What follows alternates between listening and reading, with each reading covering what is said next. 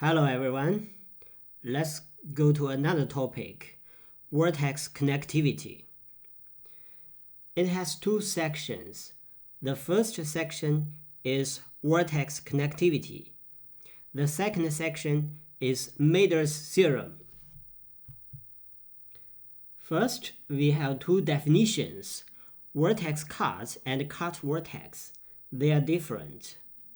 A vertex cut in a connected graph G equals VE is a set S, which is a subset of V, such that G set minus S has more than one connected component.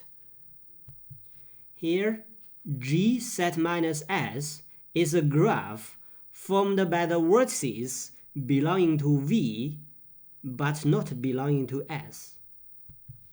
So a vertex cut is a set of some vertices.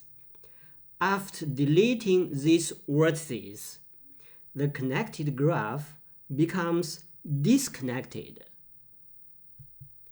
So a vertex cut is actually a set. What about cut vertex? A cut vertex is a vertex V such that the set V is a cut.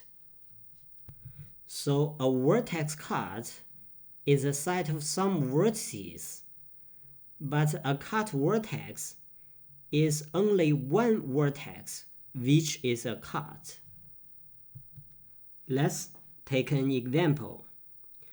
There are four connected graphs, G1, G2, G3, G4. Let's see G1. The vertex in the middle of G1 is a cut vertex. It also forms a vertex cut because if we delete the vertex, then G1 becomes disconnected. Now let's consider G2.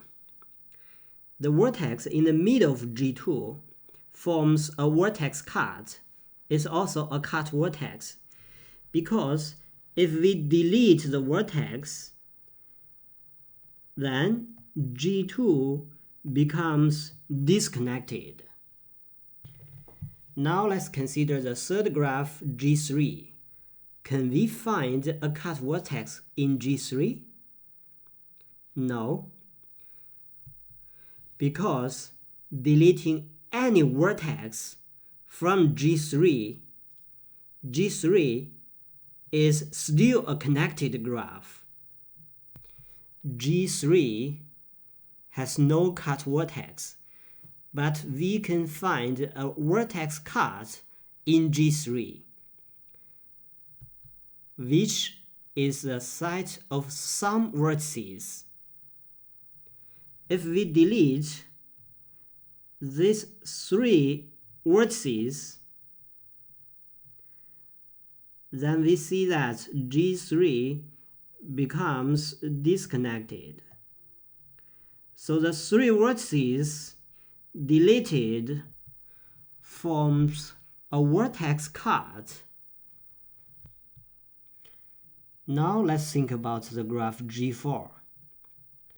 G4 is a complete graph of order 5. Between any two vertices, there is an edge. It's always connected if you delete some vertices from G4. So it has no vertex cut, also no cut vertex. Now let's turn to the main definitions, K-connected and connectivity. G is called K-connected under two conditions. If the order of G is greater than K, and if G set minus X is connected for every set X which is a subset of V with the order less than K. That is to say, G is K-connected if G has more than K vertices, and deleting less than K vertices from G G is still connected. In other words, no two vertices of G are separated by fewer than k other vertices. Deleting less than k vertices from G, G is still connected. We define that every graph is zero connected. So if a graph is zero connected, it can be connected or disconnected. The one-connected graphs are precisely the non-trivial connected graphs. So by the definition, we see that K1, a single vertex, is connected, but not one-connected. Because if a graph G is one-connected, it should have at least two vertices. Except for K1, connected graph equals one connected graph. So in this book, the one connected graphs are precisely the non-trivial connected graphs. But in some other literatures, K1 is also one connected. So we can think the two definitions are the same. Connected graph equals one connected graph. The greatest integer k, such that G is k connected, is the connectivity of G, denoted by kappa G. The connectivity kappa G equals k means that we can find k vertices from G. If we delete the k vertices from G, G becomes disconnected. But if we delete any k-1 vertices from G, G is still connected.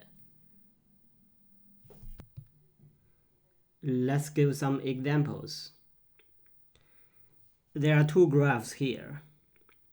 The left graph is one connected because the left graph is connected. It's also two connected.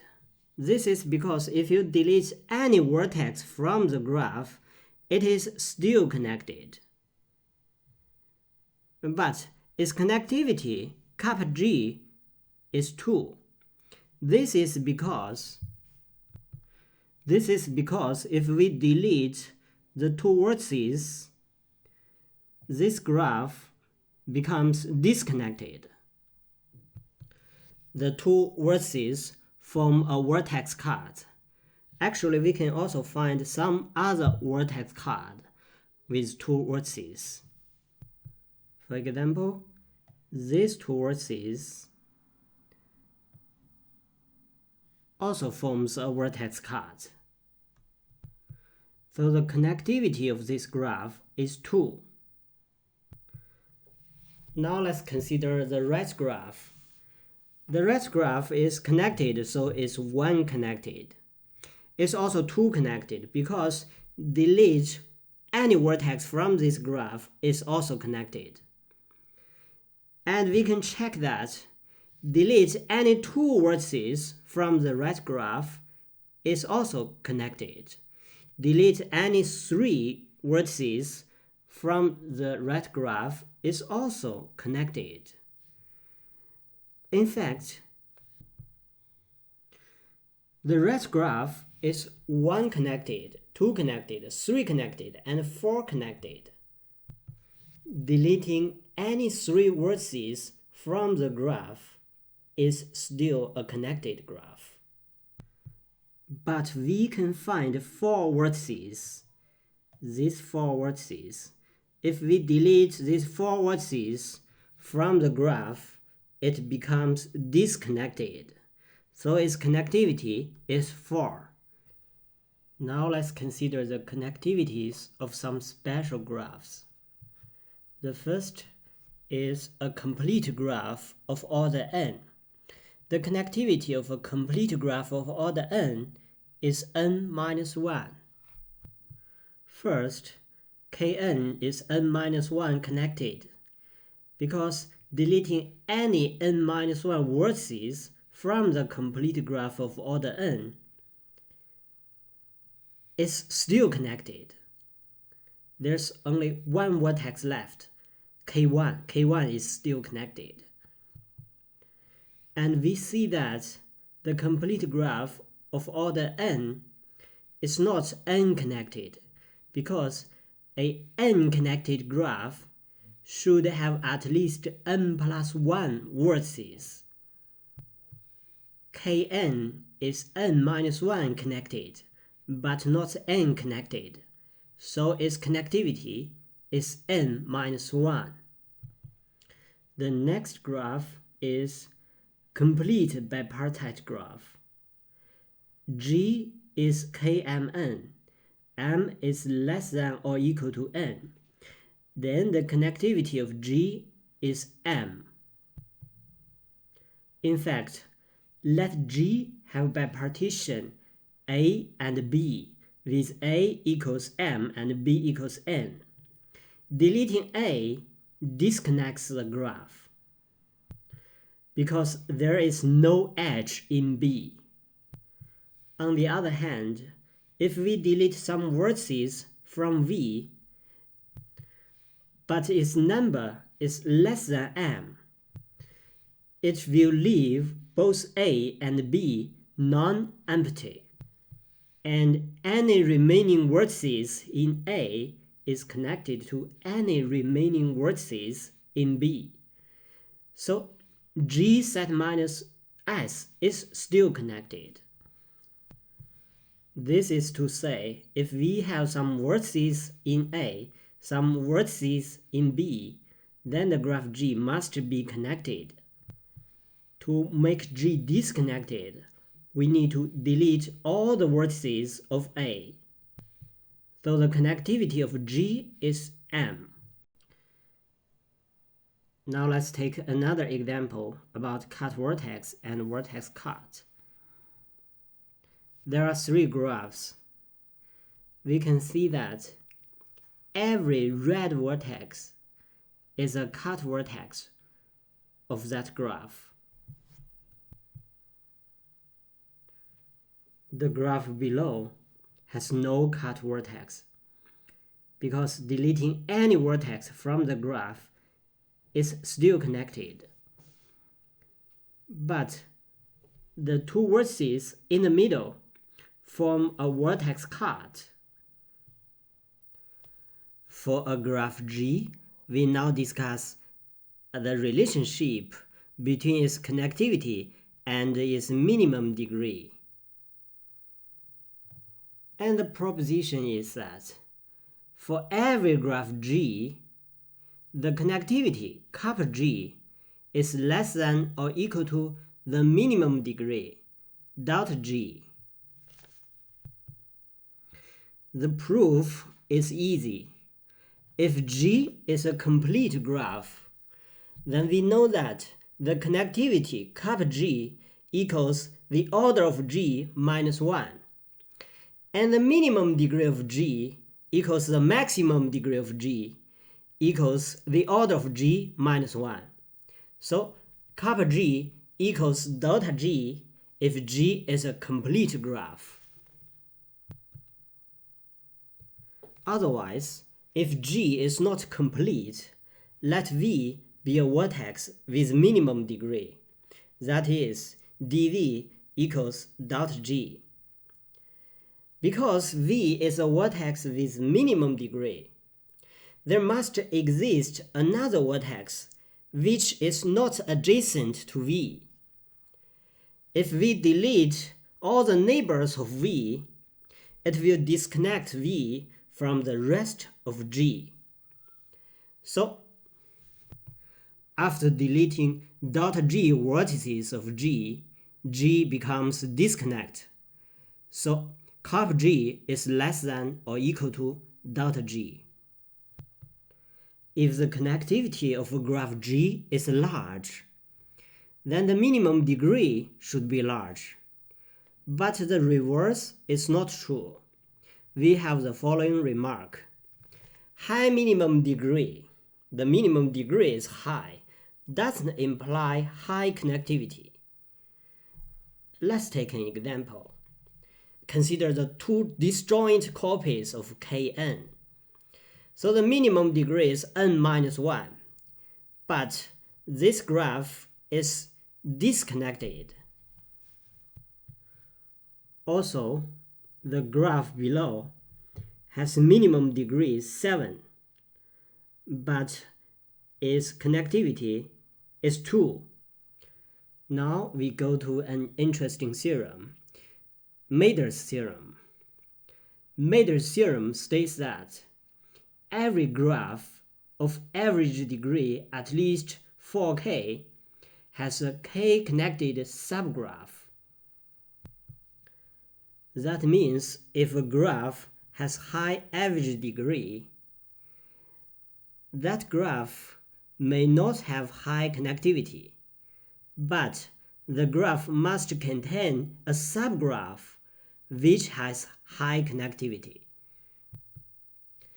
It's like Polish people have high average salary, but that doesn't mean every Polish person has a high income. But there must be some Polish people, the subgraph, some Polish people who have a high income. Now let's prove Mader's theorem. For k equals 0 or 1, the assertion is trivial.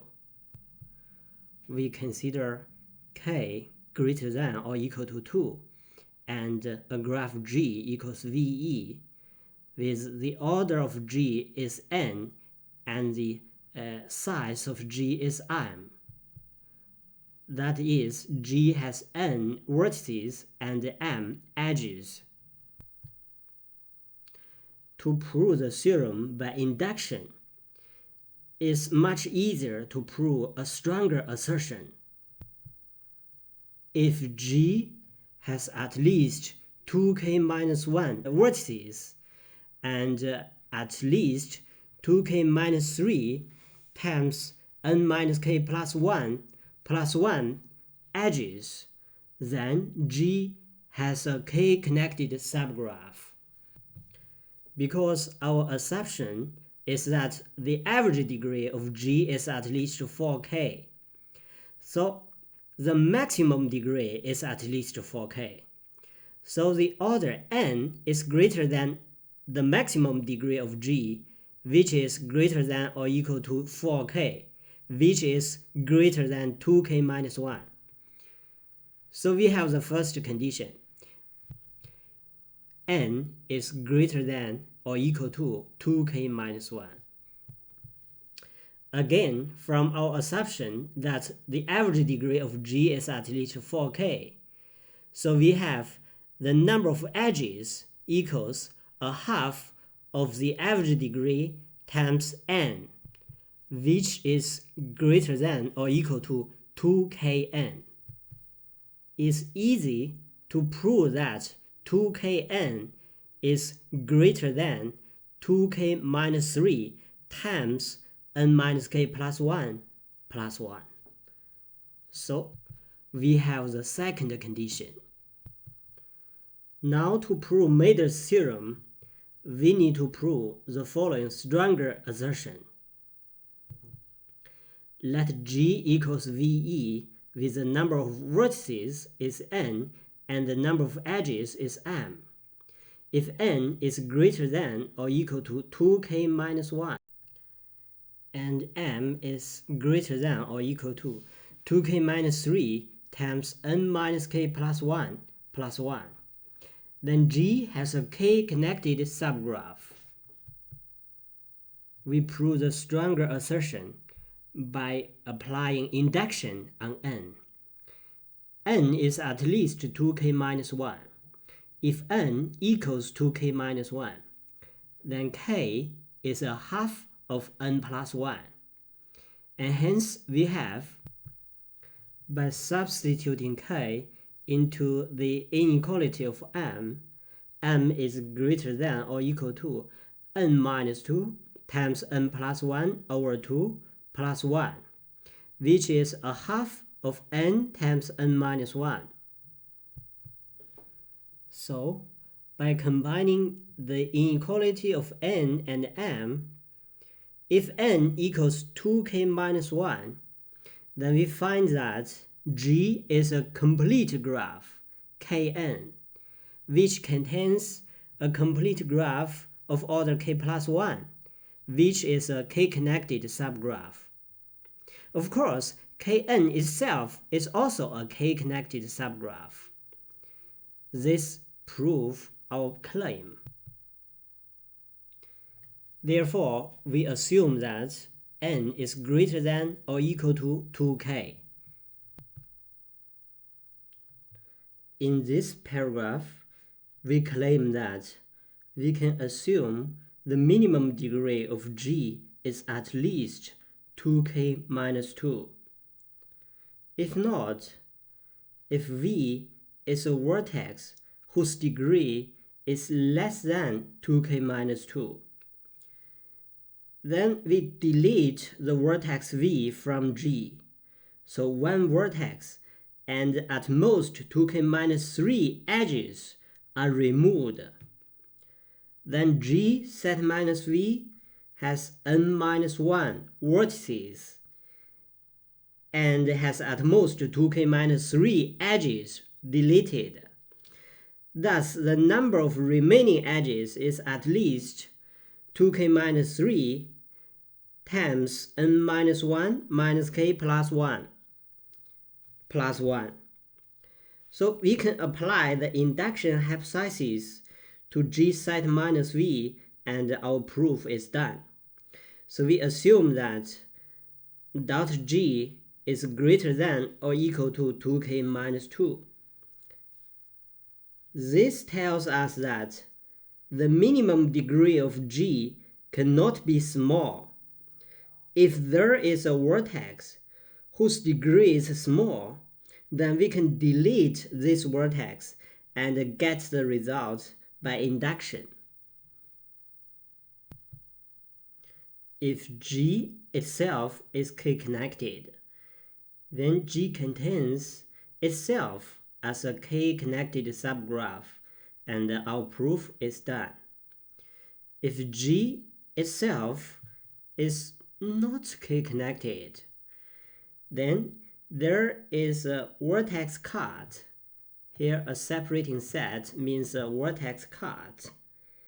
Then there is a vertex cut X, which is a subset of V with less than k vertices, such that G set minus X is disconnected.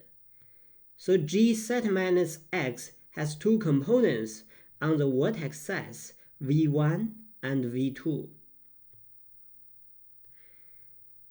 There is no edge with one end in V1 and the other end in V2. Let G1 be the graph formed by V1 and X. Let G2 be the graph formed by V2 and X, so that G is the union of G1 and G2, and every edge of G is either in G1 or in G2, or both. Note that X is in both G1 and G2. The intersection of G1 and G2 is not empty. If there is an edge whose end is in X, then this edge is in X, so it's both in G1 and G2. Because the minimum degree is at least 2k minus 2, so each vertex in each Vi has at least 2k minus 2 neighbors in G, and thus also in Gi.